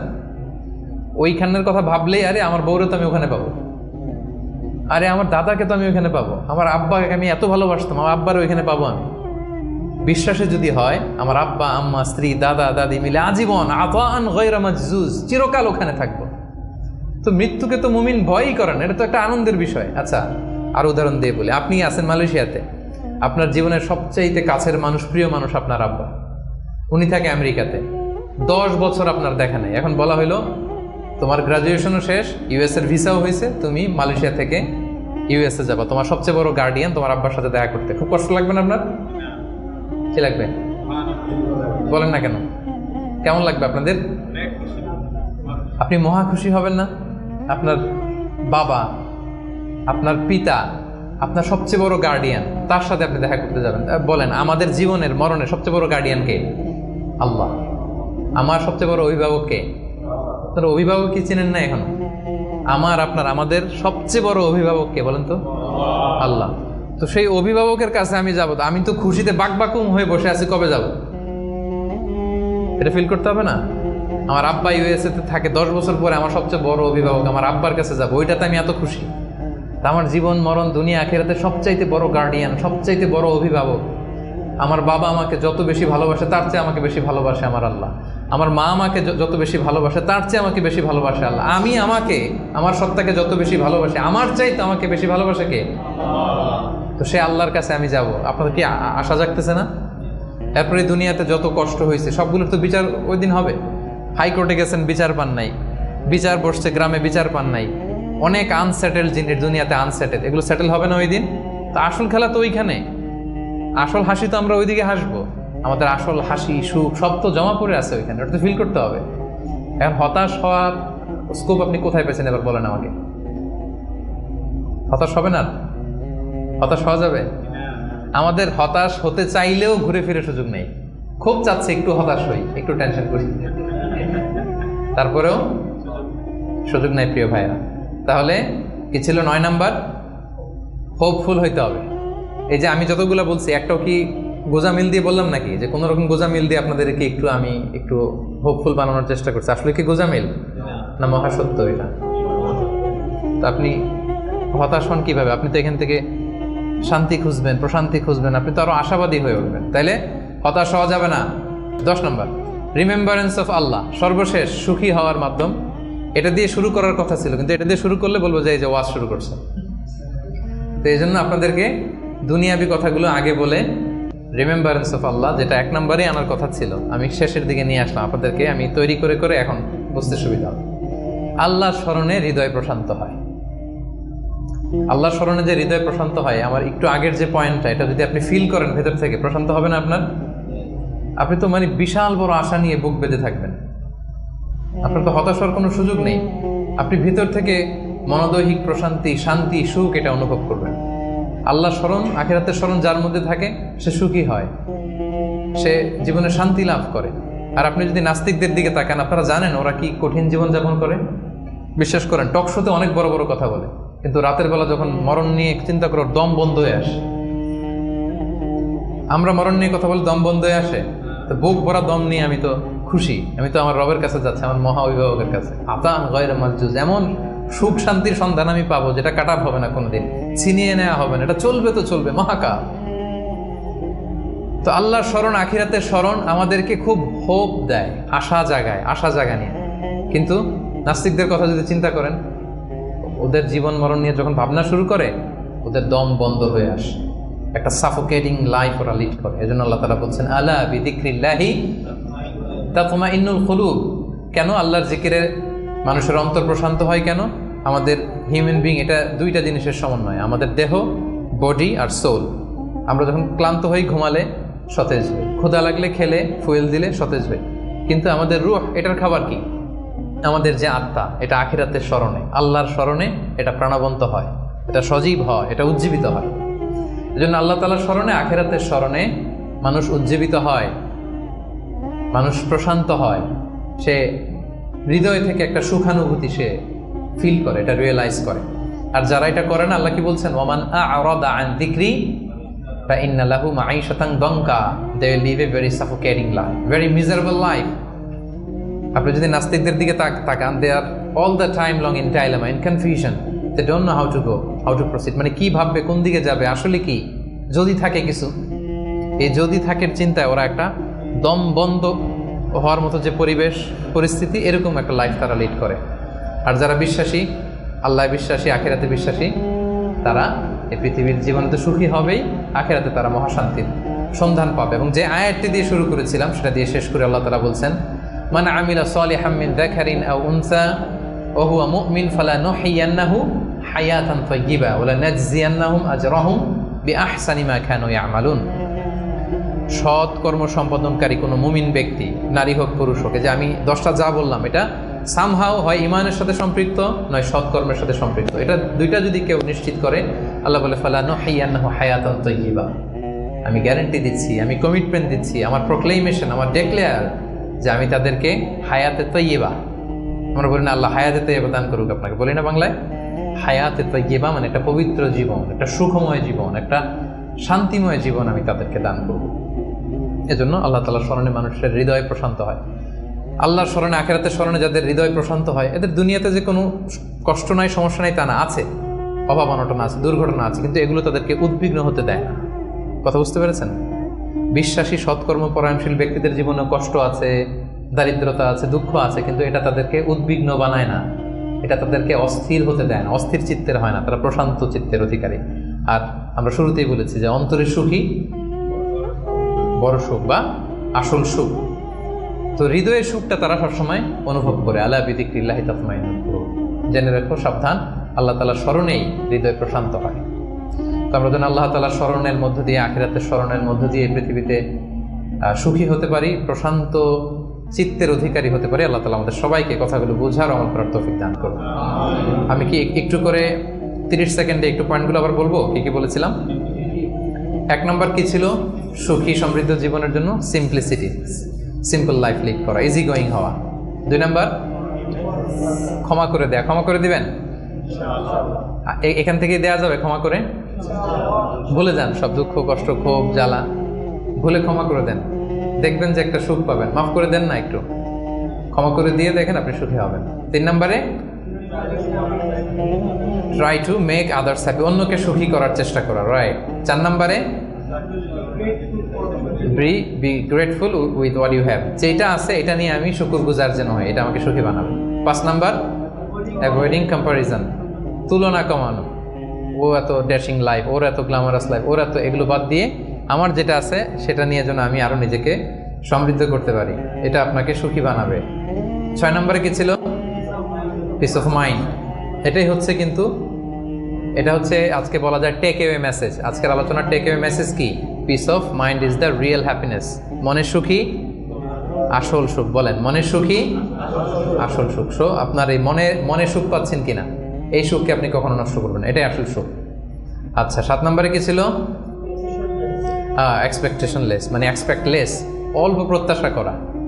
বেশি প্রত্যাশা করলে না মিললে কষ্ট, আর অল্প প্রত্যাশা করছি পাইছি অনেক, তাহলে হ্যাপি। আচ্ছা, 8 নম্বরে do not expect gratitude from anyone, অন্যের থেকে গ্র্যাটিটিউড, শুকর, থ্যাংক ইউ, অ্যাপ্রিসিয়েশন, এগুলোর জন্য বসে না থাকা।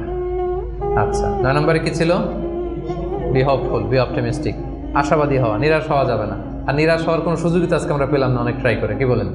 সো নিরাশ মোটেও হওয়া যাবে না। আর 10 নম্বরে কি ছিল? রিমেম্বারেন্স অফ আল্লাহ, আলা বিযিকরিল্লাহি তাতমাইন্নুল কুলুব, আল্লাহর স্মরণের মধ্যে দিয়ে হৃদয় প্রশান্ত হয়। আল্লাহ তাআলা আমাদের সবাইকে বানায়। ওই জবের দাম দেওয়ার টাকা পয়সা নবীর কাছে ছিল না, ফলে নবী ওনার একটা পোশাককে মর্গেজ রেখেছিলেন, মর্গেজ, বন্ধক, যে এখন এটার দাম দিতে পারবো না, কয়েক কেজি বার্লি নিয়ে যাই আর বন্ধক হিসেবে আমার জামাটা রেখে গেলাম, যেই দিন দাম দিব ওই দিন জামাটা ছুটায় নিয়ে যাব। সুবহানাল্লাহ পড়বেন না? বাকিতে নিছিলেন, বাকিতে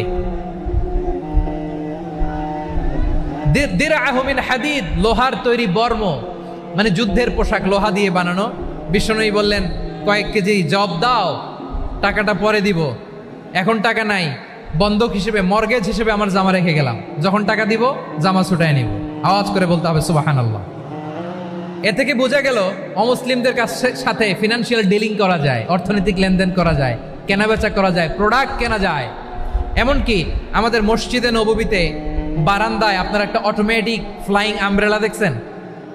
সূর্য যখন বাড়ে মসজিদে নববীর বারান্দায় ইয়ার্ডের মধ্যে অটোমেটিক্যালি কিছু আমব্রেলা আছে, সাঁ করে খুলে যায়, আর সূর্যের তাপ লাগে না।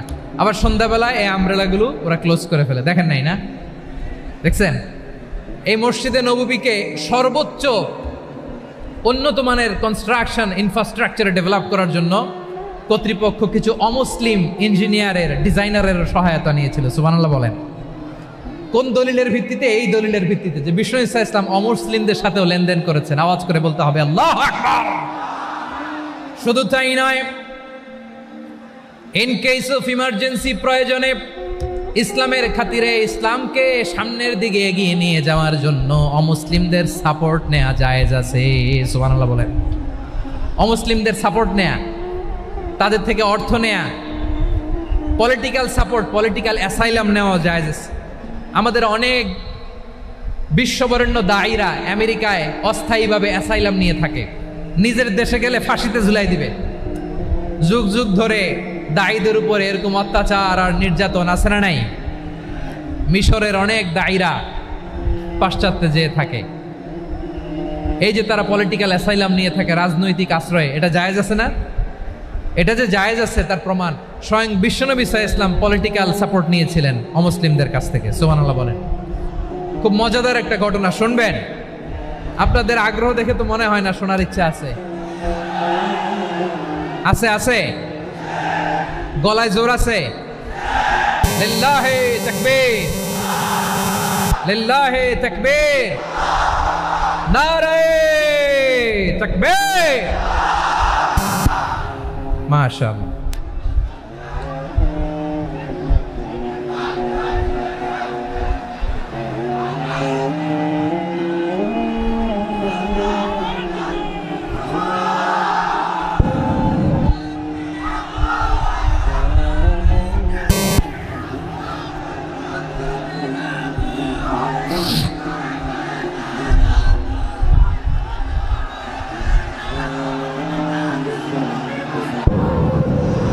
মাশাআল্লাহ মাশাআল্লাহ। থামুন থামুন আমার ভাইরা। বিশ্বনবীর বয়স তখন প্রায় 51 বছর। কত বছর? বিশ্বনবীর সবচেয়ে কাছের মানুষ খাদিজা রাদিয়াল্লাহু তাআলা আনহা ইন্তেকাল করেছেন। বিশ্বনবী বড্ড কষ্ট পেলেন, হৃদয়টা ভেঙে খান খান। যিনি ঘরের ভেতরে বিশ্বনবীকে সান্ত্বনা দিতেন, ভালোবাসা দিতেন, বাইরে গেলে কুরাইশরা বকাঝকা করে, অত্যাচার করে, কিন্তু আম্মাজান খাদিজা রাদিয়াল্লাহু তাআলা আনহা ঘরটারে এমন শান্তির নীড় বানায় রেখেছেন, এই ঘরের ভিতরে ঢুকলে বিশ্বনবীর কলিজাটা ঠান্ডা হয়ে যেত। এজন্য রব্বুল আলামিন বলেন, খাদিজা, ও আমার বান্দি খাদিজা, জান্নাতে এমন স্পেশাল একটা ঘর আমি তোমার জন্য রেডি করে রেখেছি। ওই ঘরের মধ্যে কোনো আওয়াজ নাই, ওই ঘরের মধ্যে কোনো নয়েজ নাই, ওই ঘরে কোনো বিশৃঙ্খলা নাই। কারণ মক্কার জমিনে আমার নবী কুরাইশদের বিশৃঙ্খলা, নয়েজ আর ঝামেলাগুলোকে উপেক্ষা করে যখন তোমার ঘরের ভিতরে ঢুকতো, ঘরটারে তুমি শান্তির নীড়, ঠান্ডা, নীরব, নিস্তব্ধ, নিঝুম আর শান্তির নীড় বানিয়ে রেখেছ। এজন্য জান্নাতে স্পেশাল একটা শান্তির নীড় আমি তোমারে উপহার দেব। ওই প্রিয়তমা স্ত্রী খাদিজা ইন্তেকাল করলেন, বিশ্বনবীর হৃদয় ভেঙে খান খান। আবার ওনার চাচা আবু তালেব ইন্তেকাল করলেন, যিনি পলিটিক্যাল শেল্টার দিতেন নবীকে। কে দিতেন? আবু তালেবের ভয়ে, বিশ্বনবীর এই চাচার ভয়ে কোনো মুশরিক নবীর গায়ে হাত দেওয়ার সাহস পায় নাই। এখন স্ত্রীও নাই, চাচাও নাই, নবীকে আশ্রয় দেওয়ার কেউ নাই। নবীর চারদিকে অন্ধকার। নবী এখন কই যাবেন? আমার পেয়ারা নবী নতুন স্টেশন খুঁজতেছেন, নতুন দাওয়াতি প্ল্যাটফর্ম খুঁজতেছেন। তিনি যায়েদ বিন হারেসা রাদিয়াল্লাহু তাআলা আনহুকে নিয়ে মক্কার পাশের একটা নেইবরিং সিটি তায়েফে চলে গেলেন। কোথায় চলে গেলেন? লালমনিরহাটের ভাইয়ের আওয়াজ করে বলেন, কোথায় গেলেন?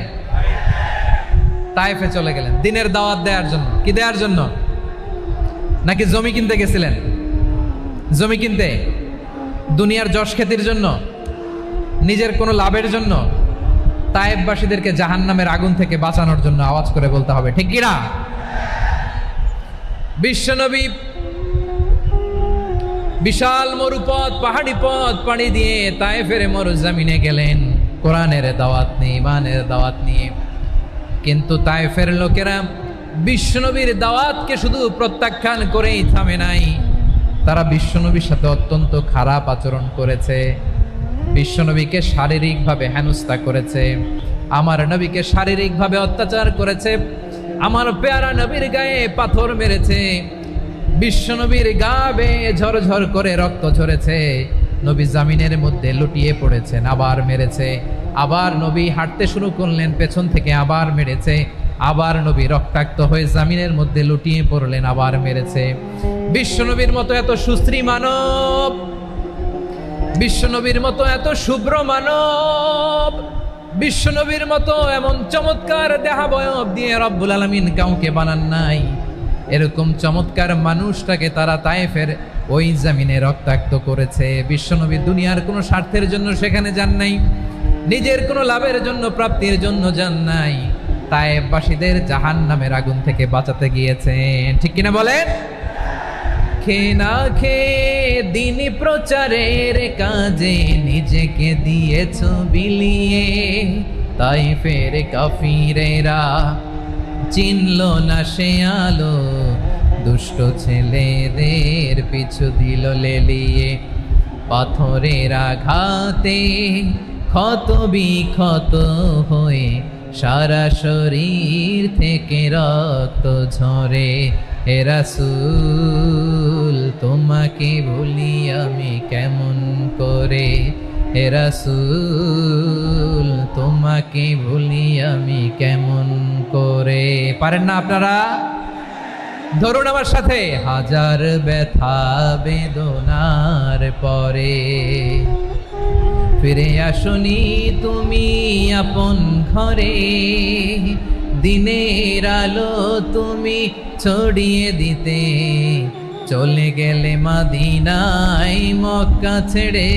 হে রাসূল তোমাকে ভুলি আমি কেমন করে, হে রাসূল তোমাকে ভুলি আমি কেমন করে। ঠিক কিনা বলেন?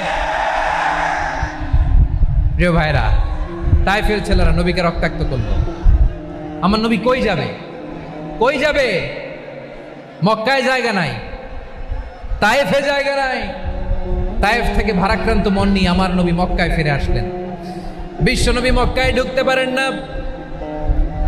মক্কার মরুভূমির দিকে তাকিয়ে, উপত্যকার দিকে তাকিয়ে বিশ্বনবী ধা ধা করে কাঁদেন, ঝরঝর করে নবীর চেহারা মোবারক থেকে চোখের পানিগুলো বেয়ে বেয়ে পড়ে।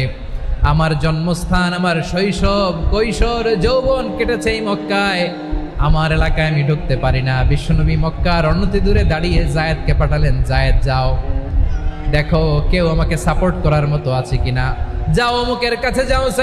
জায়েদ গেলেন, তারাও প্রত্যাখ্যান করে ফিরিয়ে দেয়। বিশ্বনবী বললেন যাও অমুক লোকের কাছে যাও, তিনিও প্রত্যাখ্যান করে ফিরিয়ে দিলেন। কেউ বিশ্বনবীকে আশ্রয় দিতে রাজি হয় না। নিজ জন্মভূমিতে বিতাড়িত বিশ্বনবী, সর্বশেষ বিশ্বনবী বললেন যাও মুতঈম ইবনে আদির ঘরে যাও। মুতঈম ইবনে আদি মুশরিক, তার কাছে যাও। গেলেন, মুতঈম ইবনে আদি রাজি হয়ে গেল। সুবহানাল্লাহ বলেন। দেখেন, অনেক বিপদের সময়ও আমি নিজে সাক্ষী, সামাজিকভাবে, রাজনৈতিকভাবে কত ঝঞ্ঝা, কত ষড়যন্ত্র, কত কনস্পাইরেসি পাড়ি দিয়ে আমাদেরকে সামনে এগিয়ে যেতে হয়। এই শত্রুদের ভেতরেও একজনকে দাঁড় করিয়ে দেয় যে আল্লাহর কোরআনের জন্য রেডি হয়ে যায়। পড়েন সুবহানাল্লাহ। মুতঈম ইবনে আদি, আল্লাহ তার মনকে নরম করে দিলেন। মুতঈম বলে, মুহাম্মদ আমি তোমাকে আশ্রয় দিব। তার দুই ছেলেকে পাঠালেন, যাও খোলা তলোয়ার নিয়ে, স্কট দিয়ে, গার্ড অফ অনার দিয়ে মুহাম্মদকে মক্কায় ঢুকাও, আর বলো আমি আমান দেব। আমান কি দিব? আমান মানে সিকিউরিটি, নিরাপত্তা। সিকিউরিটি ছাড়া, আমান দেওয়া ছাড়া কেউ থাকতে পারতো না মক্কায়। দুই ছেলে বিষ্ণু ইসা ইসলামকে নিয়ে আসলো। নবী কাবার চারদিকে তাওয়াফ করলেন, নামাজ পড়লেন। আবু জাহেল, উতবা, শাইবা, ওয়ালিদ ইবনে মুগীরা সবাই দেখে কেউ কিছু করতে পারে না। কারণ মুতঈম ইবনে আদি ঘোষণা দিয়েছেন, আমি মুহাম্মদকে আমান দিয়েছি, মুহাম্মদের গায়ে যেন কেউ স্পর্শ না করে। আওয়াজ করে পড়েন সুবহানাল্লাহ। নবীর এই বিপদকালে মুহূর্তে মুতঈমের হৃদয়টারে নরম করে দিল কে? আচ্ছা, লালমনিরহাটের ভাইয়েরা বলেন, এই মুতঈম কি মুসলিম ছিল না মুশরিক? সবাই বলতে হবে, মুসলিম না মুশরিক? তাহলে মুশরিকের কাছ থেকে নবী পলিটিক্যাল অ্যাসাইলাম, আধুনিক রাষ্ট্রবিজ্ঞানের ভাষায় পলিটিক্যাল অ্যাসাইলাম, যেটাকে বলে রাজনৈতিক আশ্রয়, ওনার আমান বা নিরাপত্তার এই ঘোষণায় তিনি মক্কায় ঢুকলেন। যতদিন নিরাপত্তা ছিলেন। মুতঈম যখন মারা গেল, বিষ্ণু ইসলাম হিজরত করে মদিনায় চলে গেলেন। সুবহানাল্লাহ। কিন্তু মুতঈম যে বিশ্বনবীর উপকার করছে এটা বিশ্বনবী ভুলে নাই। আমাদের অনেকে আছে উপকার করার পরে আর খেয়াল থাকে না, খাওয়ার পরে গলা দিয়ে নামলে আর খেয়াল থাকে না। এরকম আছে না নাই? আমার নবী ভুলে নাই। বদরের প্রান্তরে 70 জন কাফেরকে যখন বন্দী করে বিশ্বনবীর সামনে হাঁটু গেড়ে দাঁড় করানো হলো, বসানো হলো, 70 জন কাফের। কয়জন? বিশ্বনবী তাদের দিকে তাকিয়ে বললেন, সহিহ বুখারীর বর্ণনা, লাউ কানাল মুতঈম ইবনে আদি হাইয়ান সুম্মা কাল্লামানি হাউলাইন নাতনা লা তারাকতুহুম লাহু। বদরের প্রান্তরে 70 জন বন্দী কাফিরের দিকে তাকিয়ে আমার নবী বললেন, আজকে মুতঈম ইবনে আদি যদি বেঁচে থাকতো আর তোমাদের 70 জনের ব্যাপারে যদি মুতঈম এক বাক্যে একটা সুপারিশ করত, তার সম্মানে আজকে তোদের সবাইরে আমি মাফ করে দিতাম। সুবহানাল্লাহ নাই? ওই যে চিল্লাচিল্লি যে কথা বোঝে নাই, কোন জিনিস মিস করছে ওরা নিজেরাও বোঝে নাই। বিশ্বনবী মুতঈমের এই সাহায্যের কথা বলে নাই। 70 জন মুশরিক হাঁটু গেড়ে বসা, নবী চাইলে এখনই এক্সিকিউশন অর্ডার দিতে পারে। তিনি বললেন, আজকে যদি মুতঈম বেঁচে থাকতো আর মুতঈম যদি তোদের জন্য সুপারিশ করতে, এই আবর্জনাগুলোর ব্যাপারে সুপারিশ করতে, আমি মুহূর্তেই তোদেরকে এমনি মাফ করে দিতাম। এবার বলেন, ইসলাম কি ন্যারো মাইন্ডেড না ব্রড মাইন্ডেড? শুধু তাই নয়, যাকে যে সম্মান দেয়ার আমার নবী দিতেন, হোক আস্তিক হোক নাস্তিক, হোক মুসলিম হোক অমুসলিম। বিষ্ণু ইসলাম যখন রোমান সম্রাটের কাছে চিঠি লিখেছেন, আমার প্রিয় লালমনিরহাটের ভাইরা, অল্প কয়েক মিনিট কয়েকটা জরুরি কথা বলবো, এদিকে তাকান, এদিকে তাকান। রোমান সম্রাটের কাছে বিশ্বনবী যখন চিঠি লিখলেন মিন মুহাম্মদ রাসূলিল্লাহ ইলা হিরাকলা আযীমির রোম, মুহাম্মদের পক্ষ থেকে হিরাক্লিয়াসের কাছে, যিনি হচ্ছেন আযীমির রোম। এটা নবী নিজ থেকে বানায় লিখছেন, অতিরিক্ত সম্মান দিয়ে। কোন রাষ্ট্রপ্রধান যখন আসে তাদেরকে আমরা কি বলি জানেন? তার নামের শেষে HE এটা লিখতে হয়, H.E. মানে হিজ এক্সেলেন্সি। কি লেখে? হিজ এক্সেলেন্টি, অথবা ইউর হাইনেস, ইউর ম্যাজেস্টি। দেখেন, বিশ্বনবী সাল্লাল্লাহু আলাইহি ওয়াসাল্লাম সব নবীদেরও নবী, তিনি একজন মুশরিক খ্রিস্টান সম্রাট রোমান সম্রাটের কাছে চিঠি লিখতে যায়, লিখতেছে ইলা হিরাকলা আযীমির রোম, হিরাক্লিয়াসের কাছে আমার চিঠি, যিনি রোমের আযীম, হিজ হাইনেস, মানে রোমের অনেক সম্মানিত এক বাহাদুর। আওয়াজ করে বলেন সুবহানাল্লাহ। তার মানে যাকে যে সম্মান দেয়ার এটা বিশ্বনবী দিতেন। এমনকি যে ইহুদিরা ভালো ছিল, এই ইহুদিদেরও প্রশংসা করেছেন বিশ্বনবী মুহাম্মদুর রাসূলুল্লাহ সাল্লাল্লাহু আলাইহি ওয়াসাল্লাম। এক ইহুদির প্রশংসা করেছেন বিশ্বনবী। ইহুদির কার? আমি তো আমার ভাইয়ের প্রশংসা করি না, আমি তো এক আলেম আরেক আলেমরে স্পেস দেই না, আমি তো এক দায়ী আরেক দায়ীর সাথে বসতে চাই না। আমার নবী ইহুদির প্রশংসা করে। কার প্রশংসা? ওই ইহুদির নাম ছিল মুখাইরিক। সিরাত গ্রন্থ ঘাটলে পাবেন। তিনি বলেছেন, মুখাইরিক খাইরু ইয়াহুদ, Mukhairiq is the best of the Jews. জুইশদের মধ্যে সে সবচেয়ে ভালো। কেন প্রশংসা করলেন তার?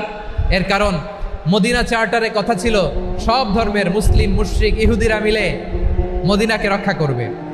কিন্তু 3য় হিজরিতে যখন উহুদের যুদ্ধ শুরু হলো, সবার কথা ছিল যেই আক্রমণ করে আমরা মদিনাকে বাঁচাবো।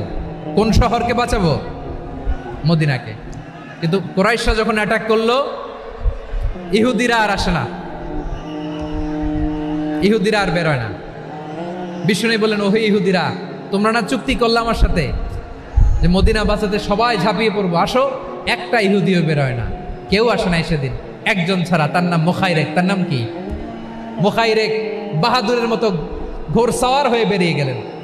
এবং বললেন, গোটা ইহুদি সাম্রাজ্যের একজনও যদি না আসে, আমি মুখাইরেককে কেউ ঘরে আটকে রাখতে পারবে না। বেরিয়ে আসলেন, এসে বললেন, আমি মুহাম্মদের পক্ষে যুদ্ধ করব। আমি মারা গেলে আমার সম্পদ আমার উত্তরাধিকারীরা পাবে না, আমার সম্পদ তোমরা মুহাম্মদকে দিয়ে দিবা। সুবহানাল্লাহ বলেন। উহুদের ময়দানে 70 জন মুসলমান শহীদ হলো। এই ইহুদি সেও মুসলমানের পক্ষে যুদ্ধ করে নিহত হলো। সুবহানাল্লাহ বলেন। মুসলিমদের লাশ যখন নিয়ে আসা হলো, এই মুখাইরিকের লাশও নিয়ে আসা হলো। মুসলিমদের লাশের পাশে মুখাইরিকের লাশ দেখে বিশ্বনবী মুখাইরিকের প্রতি অনেক খুশি হলেন। আর বিশ্বনবী খুশি হয়ে বললেন, মুখাইরিক খয়রু ইয়াহুদ, মুখাইরিক যদিও তুমি ইহুদি, তারপরে তুমি সব ইহুদিদের মধ্যে সেরা ইহুদি। পড়েন সুবহানাল্লাহ। আমার নবী ইহুদিকেও সম্মান দিতে কার্পণ্য করে নাই। আওয়াজ করে বলেন আল্লাহু আকবার। প্রিয় ভাইরা, এবার সর্বশেষ আওয়াজ করে বলেন, ইসলাম কি ন্যারো মাইন্ডেড নাকি ব্রড মাইন্ডেড? সবাই বলেন, ন্যারো মাইন্ডেড না ব্রড মাইন্ডেড? এজন্য অমুসলিম হইলেই তারা আমাদের শত্রু নয়। শত্রু কারা? এই লালমনিরহাটের ভাইয়েরা শোনেন, শত্রু কারা? যে সমস্ত অমুসলিম আমাদেরকে নিশ্চিহ্ন করে দিতে চায়, যে সমস্ত অমুসলিম আমাদের ভূখণ্ড থেকে আমাদেরকে তাড়িয়ে দিতে চায়, যে সমস্ত অমুসলিম আমার ধর্ম নিয়ে তুচ্ছতাচ্ছিল্য করে চিল্লায় বলেন ঠিক কিনা, তারা আমাদের শত্রু। সাধারণ অমুসলিমরা আমার শত্রু নয়। এই যে হিন্দুরা থাকে, এরা আমার ভাই, বৌদ্ধরা আমার ভাই, খ্রিস্টানরা আমার ভাই, ইহুদিরা আমার ভাই। তারা দিনই ভাই নয়, তারা মায়ের পেটের ভাই নয়, তারা মানবিক দিক থেকে ভাই। ও মানুষ, আমিও মানুষ। ইসলাম মানুষকে সম্মান করে, চিল্লায় বলো ঠিক কিনা। যারা আমাদের অস্তিত্বকে নিশ্চিহ্ন করতে চায়, যারা আমাদের ভূখণ্ডকে দখল করতে চায়, যারা আমাদেরকে নিয়ে মকারি করে, ফান করে, টিটকারি করে, আমার ধর্ম নিয়ে খেলা করে, তাচ্ছিল্য করে, ওদের বিরুদ্ধে আমাদের জিহাদ। সাধারণ মুসলিম আমাদের শত্রু নয়। যারাই আমাদের ইসলামকে নিশ্চিহ্ন করতে চায়, তাদের বিরুদ্ধে আমাদের সংগ্রাম। আওয়াজ করে বলতে হবে ঠিক কিনা। ওই সমস্ত দুর্বৃত্তদের সাথে আমাদের কোনো সম্পর্ক নাই। আমরা যদি ঐক্যবদ্ধ থাকতে পারি, ওই দুর্বৃত্তরা চান্স পাবে না। আমরা ঐক্যবদ্ধ থাকতে রাজি আছি। লালমনিরহাটের ভাইয়েরা, আমরা ঐক্যবদ্ধ থাকলে ওই দুর্বৃত্তদের কালো হাত ভেঙে দিতে আমাদের সময় লাগবে না। তাদের কালো হাত ভেঙে দিতে রাজি আছে মুসলমান? কারা কারা রাজি? দু হাত তুলে দেখাও।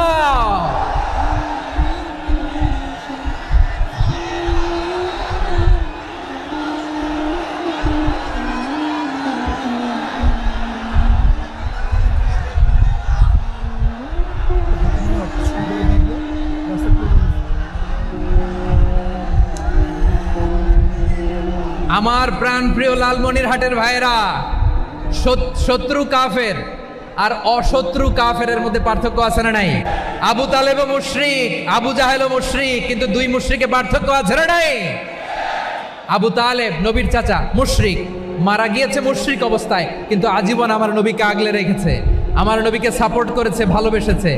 আবু জাহেলও মুশরিক, মারা গিয়েছেও মুশরিক হিসেবে, আজীবন আমার নবীর বিরুদ্ধাচরণ করেছে। আবু জাহেলের শক্তি, সামর্থ্য, স্ট্র্যাটেজি, প্ল্যান সব আমার নবীর বিরুদ্ধে ছিল।